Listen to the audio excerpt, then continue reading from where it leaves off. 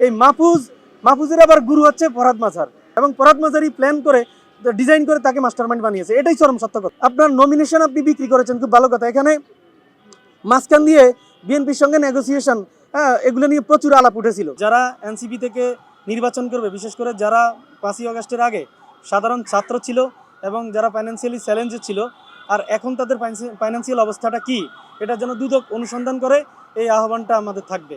মাহফুজ যে কোরামটা চালাচ্ছে, এই কোরামটা হচ্ছে নীতি নির্ধারক, কিন্তু কেন্দ্রীয় কমিটিতে অসংখ্য লোকজন আছে যারা ভালো, যারা মেধাবী, যারা দেশের আসলেই ভালো কিছু চায়, যারা নতুন একটা রাজনীতির জন্য এসছে, বাট তারা কিন্তু নীতি নির্ধারণের কোনো জায়গা। বাংলাদেশের মানুষ মনে করে যে এনসিপি মনে হয়তো বা ধর্মীয় কোনো, যেহেতু 24 সালের বিপ্লবের তারা মাইলেজটা নিয়েছে, তারা ভেবেছে যে হয়তোবা তারা ভালো কিছু করছে বা তারা ইসলামের পক্ষেই, কিন্তু বাস্তবতা হচ্ছে সম্পূর্ণ উল্টো। এটা মানুষদের জানতে হবে। আপনার নমিনেশন আপনি বিক্রি করেছেন, খুব ভালো কথা। এখানে মাঝখান দিয়ে বিএনপির সঙ্গে নেগোসিয়েশন, এগুলো নিয়ে প্রচুর আলাপ উঠেছিল।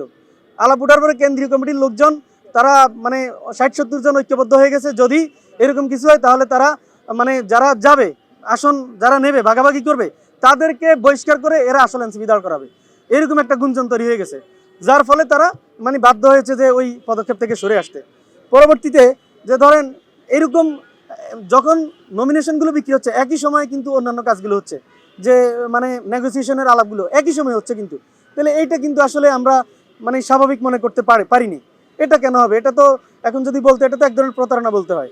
এই মাহফুজের আবার গুরু হচ্ছে ফরহাদ মাঝার, এবং ফরহাদ মাঝারই প্ল্যান করে ডিজাইন করে তাকে মাস্টারমাইন্ড বানিয়েছে। এটাই চরম সত্য। আসিফ মাহমুদের যে ব্যাপারটা, সেটা হচ্ছে সে এখানে একটা যে পদ চেয়েছিল, সেই পদটা মাহফুজের কোরামের একজন দখল করে আছে, সেটা আর মানে হয় নাই, যার ফলে সে আর এখন এনসিপিতে ওইভাবে আসেনি, বা এরকম একটা কারণে সে আজ পর্যন্ত আসতে পারেনি, যার ফলে তাদের দুই ছাত্র উপদেষ্টার মধ্যে সম্পর্ক যে ভালো না, এটা মানুষ জানে, ওপেন সিক্রেট। পুরো তরুণ সব ঐক্যবদ্ধ হলে বাংলাদেশে অবশ্যই একটা নতুন তারুণ্যভিত্তিক রাজনীতি নির্মাণ হওয়া সম্ভব ছিল।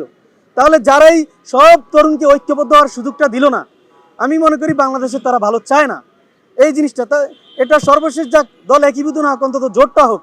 সেই জোটটা হতে গিয়ে পরবর্তীতে জানা গেল যে আপনার এই জোট হয়েও বিএনপি মানে কোনো দলের সঙ্গে একটা নেগোসিয়েশন করবে একটা বেশি আসনের জন্য, তো যার ফলে আর কোনো একটা দল, আমি নাম বলছি না, তারা রাজি হয়নি, জোটটা আর হয়নি। তাহলে আপনারা একটা কাজ করতে পারেন, শেখ হাসিনাকে টিকিয়ে রাখতে পারে শুধুমাত্র সেনাবাহিনী। আপনারা যদি সেনাবাহিনীর বিরুদ্ধে মানে পিস মিশন নিয়ে কোনো একটা জাতিসংঘ থেকে কোনো একটা চাপ আনতে পারেন, তাহলে তারা সেনাবাহিনীর সৈন্যরা বিদ্রোহ করবে, কমান্ডারদের কথা শুনবে না, কারণ এটা তাদের একটা আরাধ্য জিনিস যে তারা পিস মিশনে গিয়ে একটু ভালো ইনকাম করবে।